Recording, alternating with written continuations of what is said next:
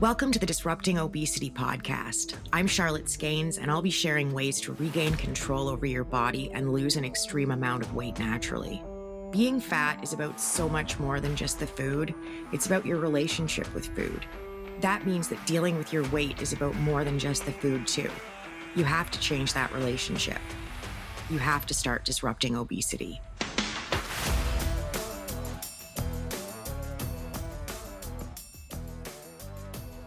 September means back to school. Fall's on the way, the holidays are on the horizon. Last September was a little bit rough for me. I had surgery on the 11th, just a little one, but it was my second in a month. I'd spent Labor Day weekend seriously wondering if I was going to live through it. Every single one of my specialists was on vacation that weekend, all of them, and it was just a really scary time. So I'm feeling particularly grateful this year and just really, really happy to be here. I'm also really happy to be saying welcome back to our regular schedule. We're coming off two kind of special episodes that were something entirely different from anything that we've done before. And after our Ask Whatever summer, we're in for something different this autumn too.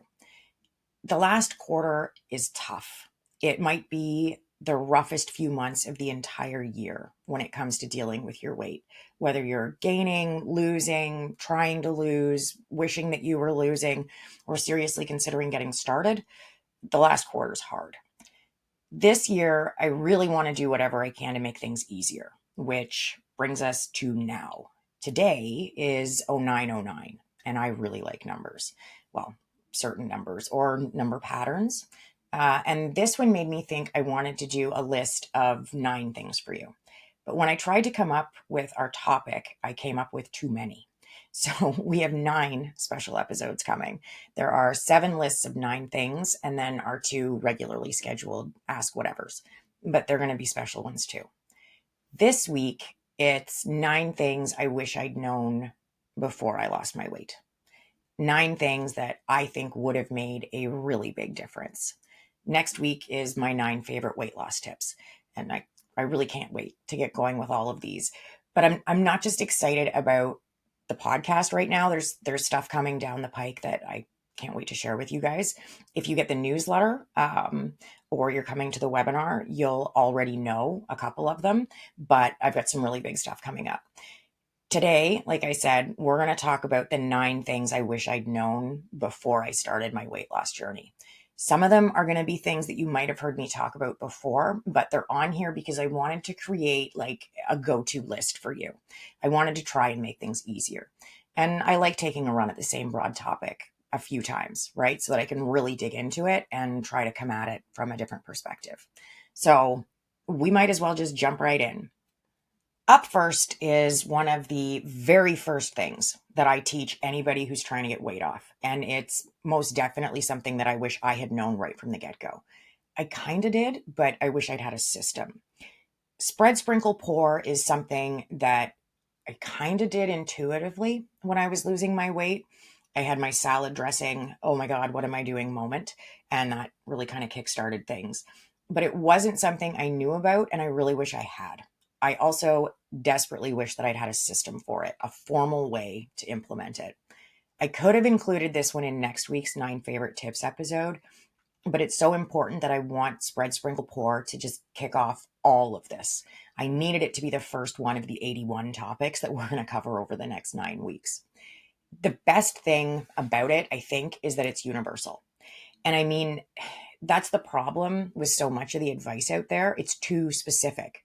But this is very specific advice that can be applied generally, universally, because it doesn't matter what you're spreading, sprinkling, or pouring.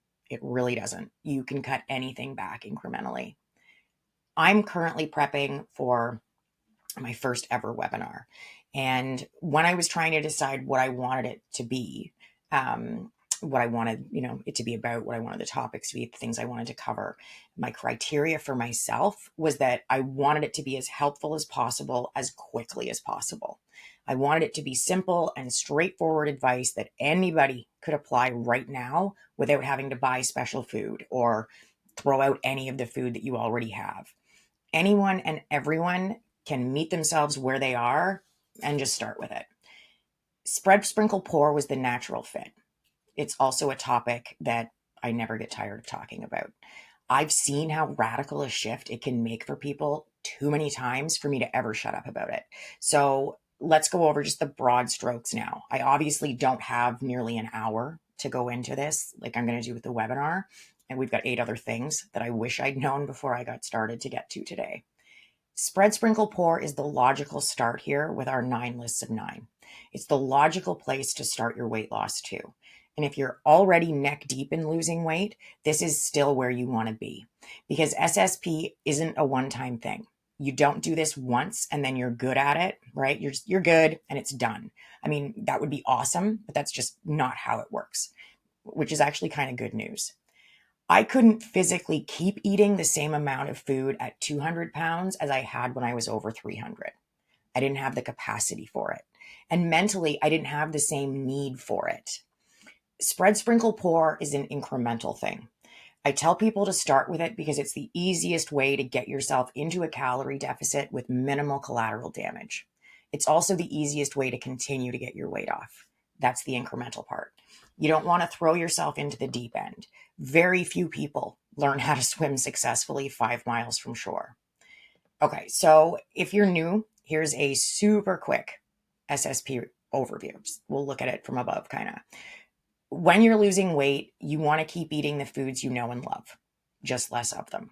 The way you do that is by taking a look at the things you spread, sprinkle, or pour. Why those things? Because those things tend to be not just high calorie, but calorie dense.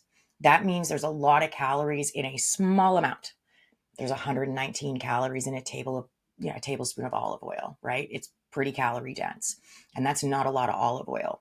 But if I'm in a deficit, right, like I would when I'm writing this, that's almost 10% of my calories for the entire day. If I'm going to insist on using it to cook my vegetables tonight, I'm going to have to get creative when it comes to spacing out my calories for the rest of the day.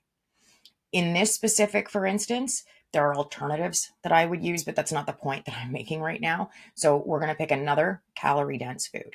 Mayonnaise is a really good one. Peanut butter, regular butter, the quote unquote vegan butters, which are margarine, just to give the Gladys's something to chew on so that maybe I can slide a few things past them later. But they are. Margarine is just a hydrogenated oil with salt, water, maybe some dye, emulsifiers. It doesn't matter if it's avocado oil or sunflower oil or soybean, canola. It's just hydrogenated oil, except when it comes to branding, which is where vegan butter comes into play. Anywho, happy Gladysing. So there are about 100 calories a tablespoon in the butter, the margarine, the mayo. Peanut butter is pretty all over the place. It really depends on what kind it is. But 100 calories a tablespoon isn't out of the ballpark. It's probably actually a pretty decent happy medium. The first phase of spread, sprinkle, pour is to establish how much you're currently using. You can't make small incremental changes unless you have a baseline to work with. My big aha moment that I mentioned earlier came when I figured out how much salad dressing I was used to eating. My baseline horrified me. Seriously. I could take in more than my daily calorie deficit in just this dressing, just the dressing on a salad, not the cheese I'd add or the croutons or the sliced up ham, just the dressing. And I nearly fainted. I mean, it was one thing to realize that my favorite meal at Burger King, for example, was significantly more than my whole day's calories are now. It was something else entirely to realize that I was taking down like 800 plus calories of ranch or Thousand Island. I didn't know it, but that was the start of spread, sprinkle, pour. I knew there was no way I was going to make it if I started eating a reasonable amount of salad dressing. You're not going to go from more than a half a cup to a couple of tablespoons. So I started cutting back incrementally, just half tablespoon or a tablespoon at a time, little bits, little shifts. And I didn't just do it with salad dressing. I transferred that skill to other things. The butter I put on my sandwich, the mayo, the cheese I added to the tops of my frozen pizzas, the bacon bits, the peanut butter, the maple syrup, little bits, little shifts, small incremental changes that added up to the number of calories I needed to drop in a day. But you can't make any of those shifts unless you know how much you're using, your baseline. In my free guide, I call this step low hanging fruit because that's what spread, sprinkle, pour is. It's the lowest hanging fruit, the easiest stuff to pick. These are calorie dense foods that you tend to use to excess, right? That you don't really need to make whatever you're eating satisfying. I wish that I'd had a system to strategically roll this tip out. So I made one for you. And I'm going to give it away for free too. In the next few weeks, like I kind of briefly touched on there, I'm hosting my first ever webinar so that I can dive into this topic more, give you a copy of the simple system that I've built to take the guesswork out and streamline it for you, and so that I'll have an excuse to talk with you guys in real time. We're all over the emails and the DMs, but I want to do it live together. And it's a little bit terrifying, but you guys have taught me that you're willing to roll with my foibles and my shortcomings. So I really feel like we can do this. I know that some of you are going to hear this episode after the webinar happens. And I just want to take another minute and thank all of you for going back and binging old episodes. It's really amazing when I hear that from you. So if you're a back to the beginning binger, thank you. And you haven't missed it. The simple system that I build out for this is always going to be free, and I'm never going to hide it behind a paywall. I'm going to try and find a way to make a replay of the webinar itself available too. But I can absolutely guarantee that the PDF of this system that I'm building, well, I built it out, it's done, it'll be available.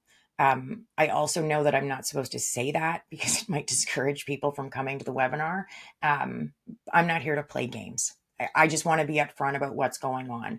I know that FOMO is a thing and it's bad marketing if I don't play into it, but it's just not my jam. That's not why I'm here.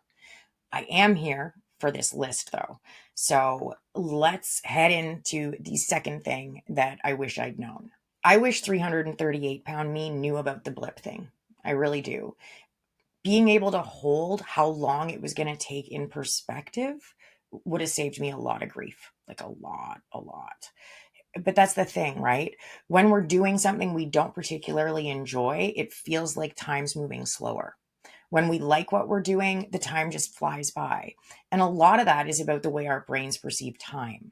Because it's crazy. Anyway, because of the way that your brain perceives time, by the age of 20, you've already lived half your life, right? Your first 20 years feel as long as the whole rest of your life. It's like how as you get older, it feels like things are speeding up. That's because as far as your brain's concerned, they are. I remember once, I think I was probably about 7, right? And my mom told my brother and I that we could have a popsicle in 10 minutes. I specifically remember exactly how long each of those 10 minutes felt, right? We were waiting in the basement and it felt like an hour feels now. Remember when you were a kid and somebody told you you could have that thing you wanted in 10 minutes? Remember how long those 10 minutes were? How long does 10 minutes feel now? What about when you're running behind and you've only got 10 minutes to get out the door? It's a totally different 10 minutes. Time is a very slippery thing. When I was sick, I had minutes that felt like hours, and I have whole weeks that are just totally gone. The time didn't exist at all. My brain just erased it. Gone. Time's very strange. But we learn so much in those first 20 years, right? There's so much going on with regards to our physiological and our psychological development that those years feel the longest when we're in them. Then time starts to move faster and faster. My grandma used to just marvel at it. She couldn't believe how fast the time was moving in her 80s and her 90s. And she was in a retirement home for her last years. And she'd say, even with her days as regimented and routined as they were, really with very, very little going on, especially during and after COVID, when she was basically just locked in a room for a few years. So you'd think that it would feel like time was standing still, but it wasn't. She said it just kept moving faster and faster, just galloping by. It's hard to keep time in perspective when you're losing weight, especially if you've got a lot of it to lose. It feels like it's taking forever and like it's going to take forever. So long as you keep going, it isn't going to last forever. The feelings that you're having about your weight loss will end once you get to your goal. And it's pretty weird, let me tell you. Keep reminding yourself that this is going to feel like a blip. It's not going to feel like it took as long as it feels like it's taking. Our third thing that I wish I'd known is water. I knew it. I just wish I'd believed it. I think we all know, right? Like water is just a good idea, but I really didn't like it. And I kept telling myself I didn't like it, which only made things worse. I would tell people I hated water, which is a dangerous thing to do because I was telling myself to. My brain was listening the entire time I was shooting my mouth off. And I believed myself. I was full of shit, but I 100% was buying into it. When it came to getting more water in, and I was basically going from zero because I lived on cola, I kept a can beside my bed so that I could crack one open first thing in the morning, 4 liters a day. Yeah. I worked in the food industry. I had a job in fast food while I was gaining a lot of my weight, and then I was waiting tables at a dine-in pizza place. At both restaurants, I had unlimited access to all the pop I could drink. And I was drinking the anti-aspartame Kool-Aid at the time. So just about the only pop that I wasn't drinking was the diet stuff. Liters of it, but no water. So when it came to trying to get more water in, I really had my work cut out for me. And I kind of set up like a punitive system too. And I'm not sure if it was the best idea that I could have come up with, but it worked. Part of the problem was I had this thing, and I feel like it was a Weight Watchers thing, but I had it in my head that diet pop was the same as water. And from a calories perspective, it is, but your body still needs actual water. But one of the things that I made myself do was go one for one. When I had a pop, I would have a water before I could have another pop. I think it was mandatory. A better or maybe more accurate way of saying that is that I wasn't allowed to have more pop until I had a water, which sometimes resulted in me getting very, very thirsty. The second time I lost weight, and most of the time now that I'm maintaining my weight, I make myself drink all of my water for the day before I have any pop. So I call it the befores. I had to have a 24-ounce bottle of water before lunch, one before dinner, and one before bed. I know that's not technically enough water, but when you're starting from nothing, it's pretty damn good. I wish I had done that sooner. I wish I'd built up some real habits with water while I was losing my weight the first time. It would have made everything so much easier. And I mean, it's undeniable how good it is for you. It's the only liquid that adult bodies actually need to take in. Um, but the best thing you can do is 3A weigh it. Make yourself aware of how much water you're getting in every day right now. Just keep track of it. Work out an average. That's the first day. Awareness.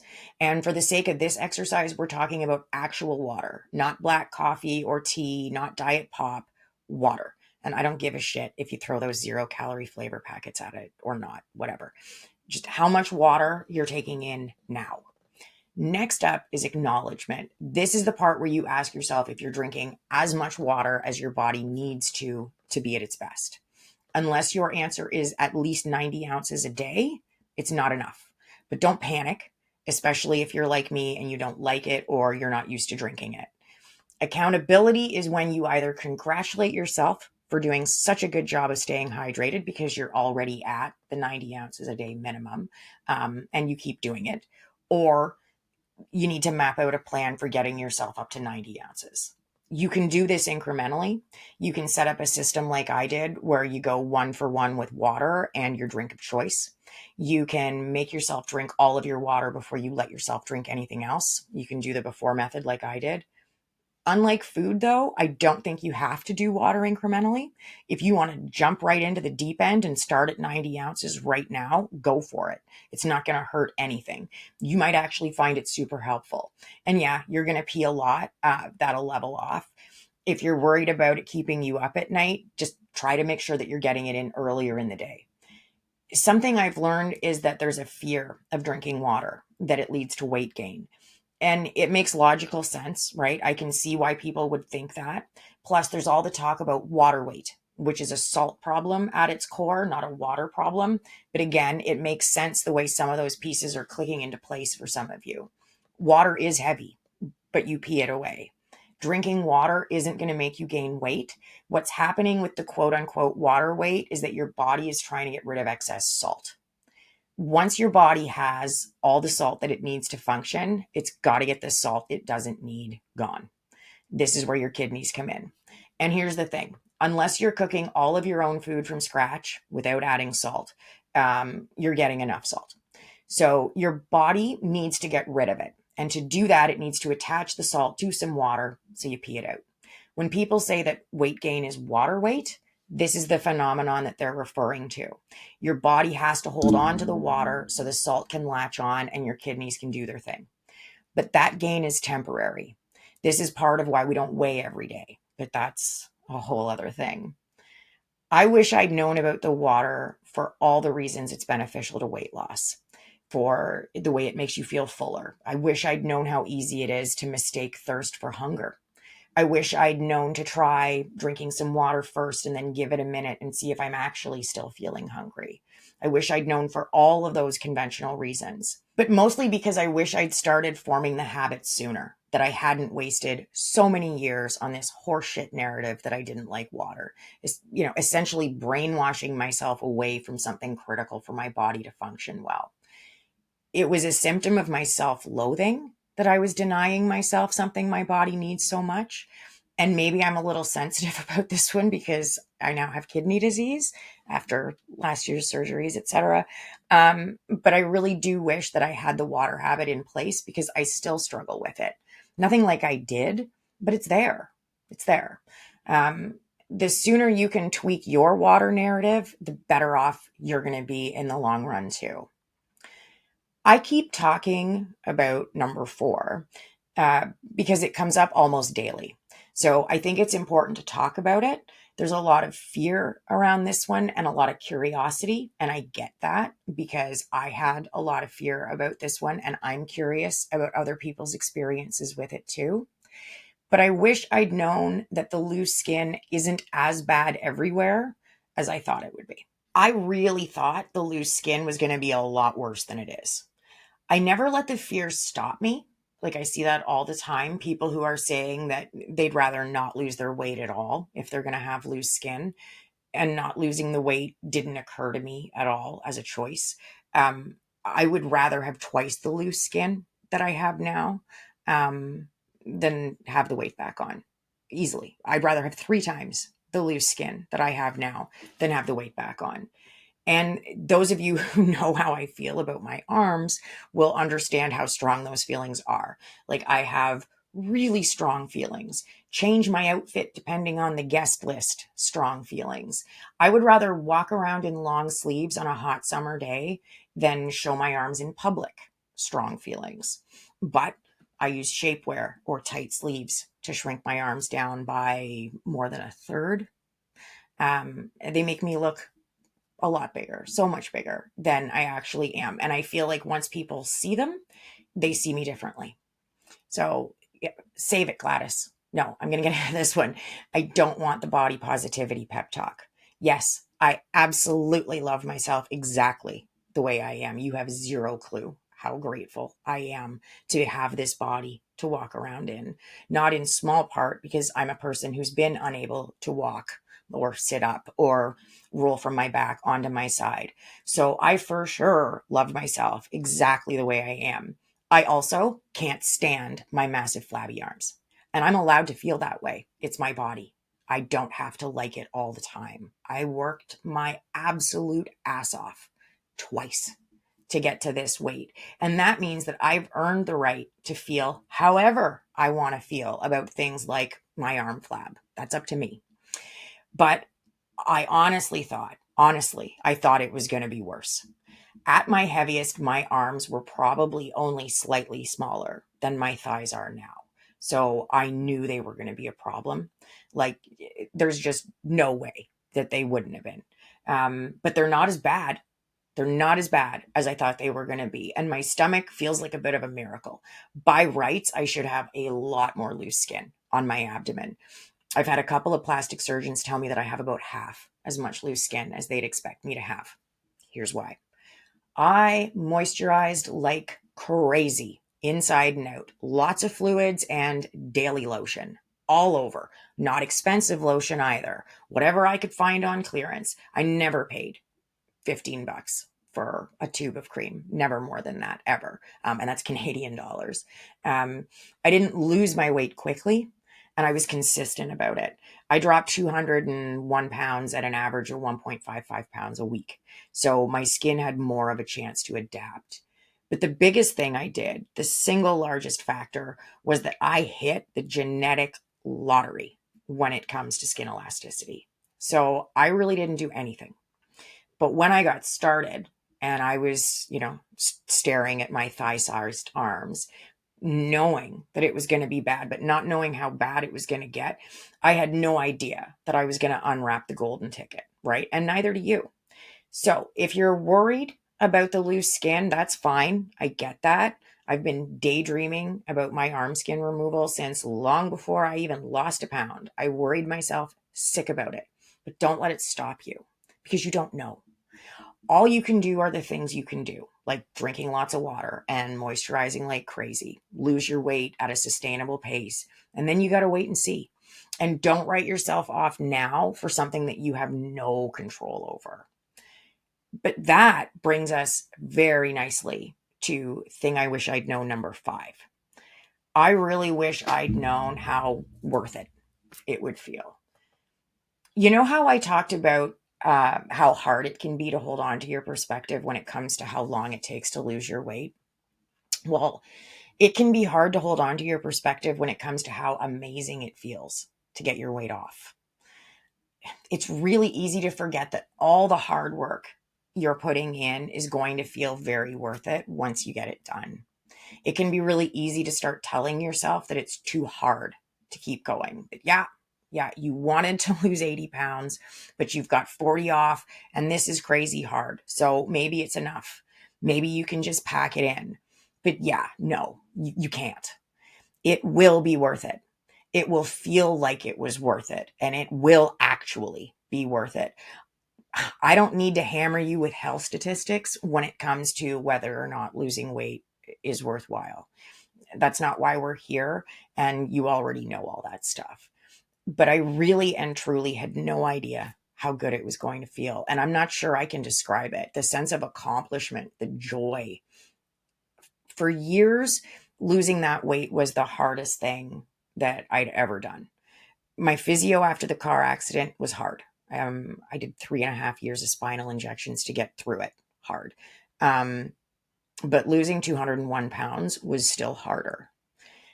But then the whole almost dying thing happened, and it now wins. Fighting for my life for 5 months was harder than the 2.5 years I spent losing the weight and the aftermath of the car wreck combined. Learning to walk again was harder. And I feel like walking always gets the spotlight, like in made for TV movies where, somebody makes a comeback after a tragic accident. And I mean, it is a good visual, right? The walkers, the parallel bars, the teams of people it takes to execute those things. Learning to walk is showy. But learning how to sit was just as hard. It was just as frustrating and excruciating, and it took almost as long too.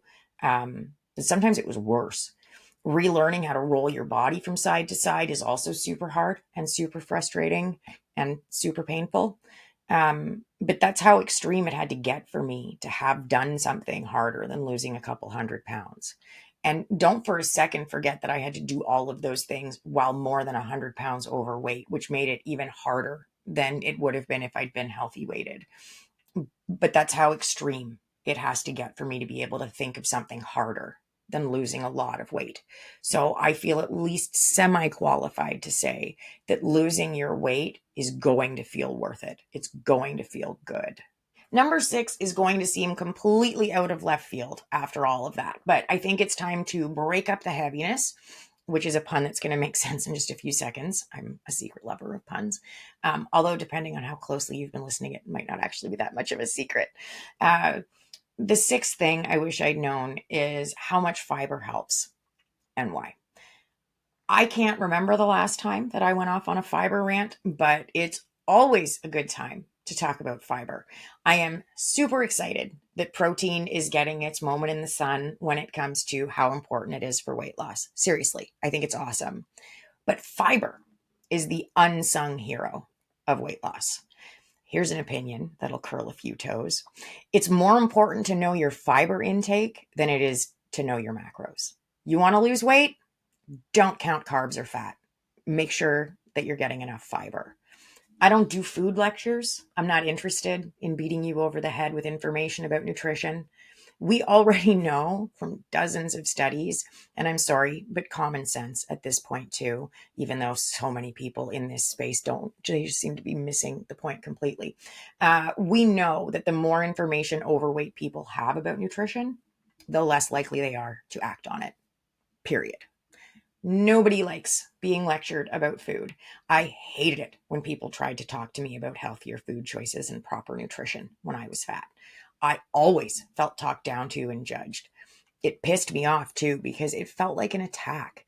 I delighted in telling people that I was losing my weight, eating whatever I wanted just at night. The shock, the disbelief, people lost it. It was the exact opposite of what you were supposed to do.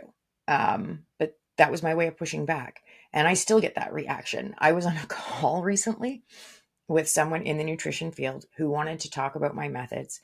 And I had to remind them that their camera was on because the look of disgust on that person's face when I said my little bacon and bubblegum thing was almost priceless. But I wasn't lying. You can lose weight eating nothing but bacon and bubblegum because so long as you're in a deficit, it doesn't matter.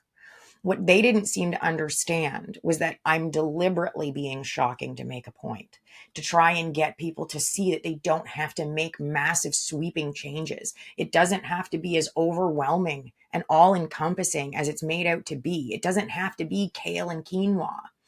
Although both of those things, to try and swing back on topic, are really good sources of fiber. And you need a fair bit of it, like 21 to 26 grams for women and 30 to 38 grams for men. Here's why. And it's not just a poop thing, although the poop thing is huge too. And we're not going to talk about the overall benefits of fiber because that's not why you're here. I'm going to talk about why it's good for weight loss. Here's a soundbite for the Gladyses. Screw your overall health.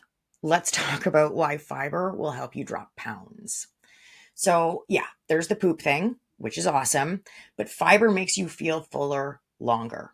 We could dive into the nuts and bolts of soluble and insoluble fibers and how they're different and how they work together.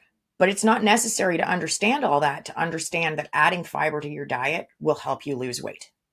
Soluble fiber attracts water. That makes you feel fuller longer. Scientists also think that as you break them down, they may trigger hormones that control how full you feel. What happened to roughage? Does anybody remember hearing the grown-ups talk about how important it was to get in your roughage? Like, did I just invent that? Because I'm pretty sure it used to be a thing, but I feel like it hasn't been a thing for a pretty long time now, but it probably should be a thing again. Because your great Aunt Gertie was right. You do need roughage. And again, screw your overall health. That's not why we're here. Roughage is going to help you lose weight. It's bulky. It takes a while to digest. It tends to be low calorie. The first of those two things are just as important as the third. If it's bulky, that means it's taking up physical space that you won't be filling with other stuff. If it takes a while to digest, that means it's going to be sitting there taking up physical space that you won't be filling up with other stuff. The fact that it's already low in calories is just a super sweet bonus. Fiber is a good litmus test. When food is high in fiber, it's usually otherwise pretty damn good for you too. Forget tracking macros. Just figure out your fiber intake. 3A weigh it. Now, number 7 is on the slightly lighter side too. But I wish I'd always known about Greek yogurt. This stuff is a lifesaver in so many situations. I was going to say that my favorite is baking with it, but then I remembered how much I like dips and dressings, and I've had to reconsider. The big deal about Greek yogurt in the diet community right now is the protein. And yeah, that's super. But the big deal for me is the calories. Greek yogurt kicks the shit out of the competition when it comes to the calories. Let's use numbers, okay? Let's just put it all on the table and then we'll talk uses. Oh, yeah. I'm going to be specific here just to get ahead of Gladys. I'm talking very specifically about 0% unsweetened Greek yogurt, not the flavored stuff, Gladys, not the 2% or the 10% or the whichever one you're going to throw at me later. 0% unsweetened. That's the stuff I'm using. No added protein, just the regular stuff. Okay. Now that she's got something to chew on, 0% unsweetened Greek yogurt clocks in at 150 calories a cup. It's 9 calories a tablespoon. Okay. A cup of mayonnaise is 1,600 calories. Yeah, it's 100 calories a tablespoon. So I'll bet you can see why now I wish I'd known about Greek yogurt. Butter is 100 calories a tablespoon and 1,600 calories a cup too. Guess how many calories olive oil is? 1,909 calories a cup. Sunflower oil is 1,980. Canola is 2,016. I also use Greek yogurt in place of sour cream a lot. The sour cream I use, which is just the lactose-free version of the regular stuff, is 25 calories a tablespoon, 400 calories a cup. Those are big savings, especially when you're using Greek yogurt instead of the oil in your baking. You'll never taste it in things like brownies or cakes. It keeps them super moist and you save bucket loads of calories. Bucket loads. I infuriated people with my use of Greek yogurt last year when I did this with a bunch of brownies. I just did a batch of brownies. And the shamers came out demanding to know why anybody would ever want to eat so many brownies that it would make a difference. And I was like, hi, yeah, me. I don't know that I've ever eaten the whole pan of brownies in a single sitting, but it's been close. So yeah, I guess saving a handful of calories from each brownie doesn't matter if you're only eating one. But over the course of the half pan, I would have no problem taking down. I just saved myself 500 calories that I would have eaten before when I hadn't figured out how to hack this recipe, because I cut 1,000 calories from the whole batch. And that's the part the Gladys's couldn't get their heads around. I'm going to eat the brownies. Why not eat the lower calorie version? I mean, I hear ya on your little hill of righteousness over there. And yeah, sure, I definitely would be better off only having one. That's cool. But that's not the reality of the situation. I'm going to have more than one. And I can see that your anger or disgust or disappointment or whatever it is over my choice to acknowledge that I'm going to want more than one brownie is somehow spilling over into the calorie issue and it's blocking your ability to use common sense. But I'm going to eat the brownies. So long as I'm in a deficit, I can eat all the brownies I want. I can just add them to my bacon and bubblegum rotation. But the issue isn't really the calories, is it? I'm not doing it your way, and you don't like my choices, so you've given yourself permission to hold on to your judgment and refuse to see the logic in what I'm saying. When I was fat, and I'm making brownies, Gladys, they're gonna get eaten. I've heard the narrative about not deserving to have things like brownies because you're losing weight, and it makes me so angry. I went through this constantly when I was losing the 201 pounds. People thought dieting should be punitive, and that's ridiculous. It's puritanical. You got fat, so you deserve to suffer. That is insane. And I mean, that attitude is still so prevalent in our medical systems, and it has been for decades. And has it worked? Has the obesity crisis gotten any better? No, to both. It's so much worse. Punishing fat people for getting fat doesn't work. It's just ridiculous. Here's something I'm not sure I've ever said before. I think that whole attitude is part of why the diet and exercise myth is holding on, why it's still so pervasive. Exercise, for a lot of fat people, is punitive. There are people who believe that fat people should have to suffer to get thin, and it's horseshit.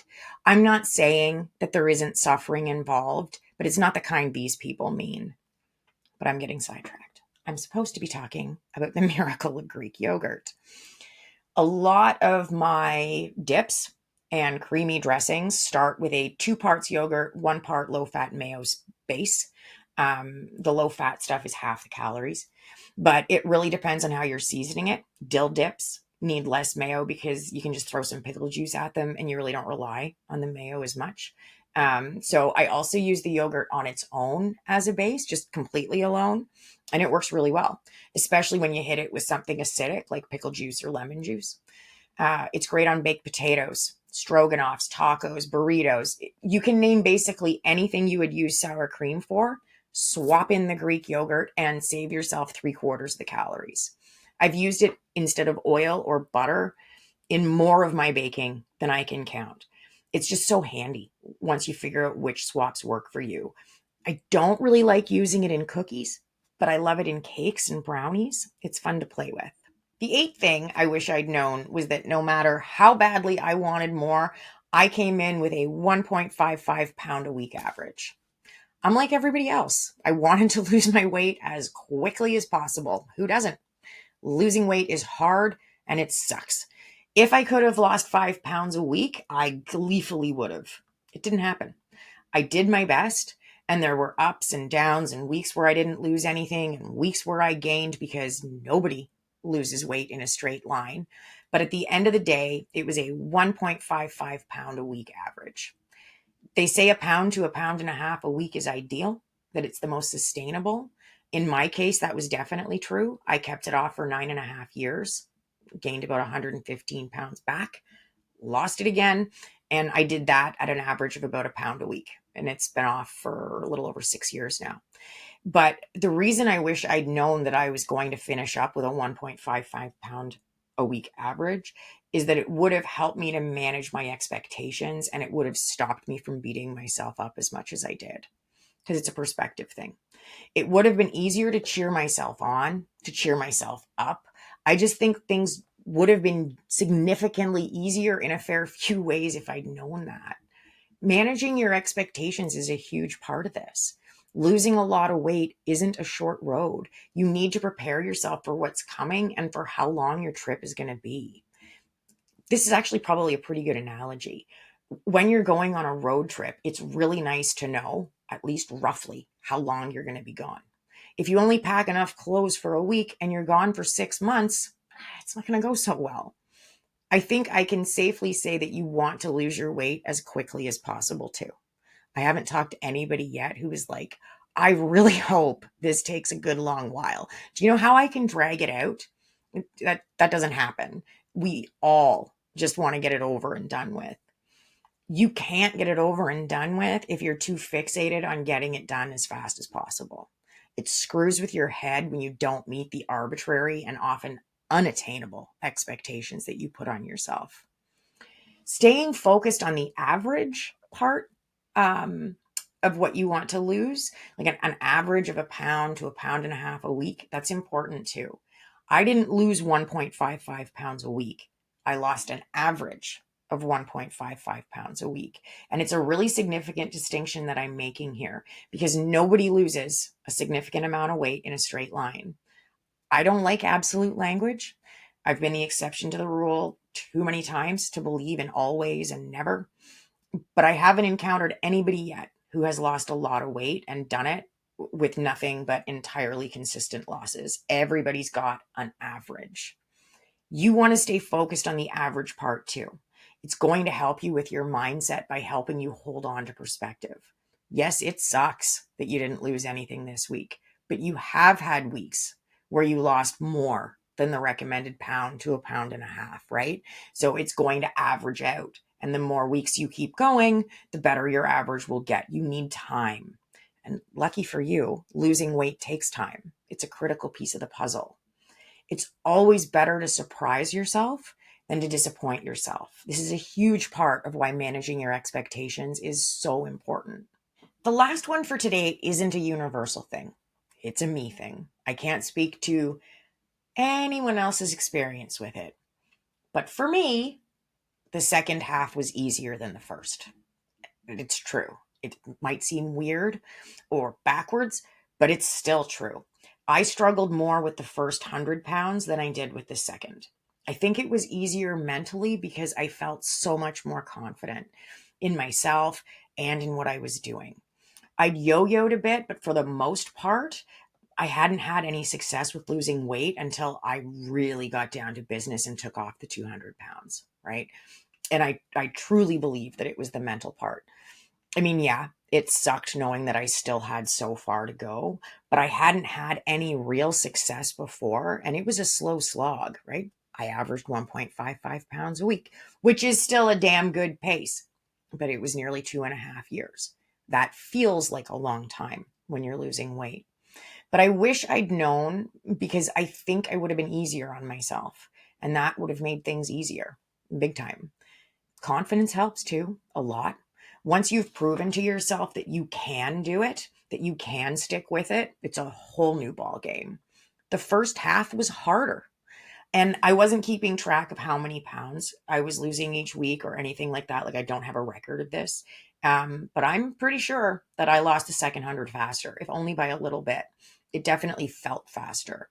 And I really do think that if somebody had taken me aside on like day 3 of my whole journey or something and told me that the second 100 pounds were going to feel easier to lose than the first 100, I'm not sure what I would have thought, but I hope I would have believed them and not been so hard on myself all the time.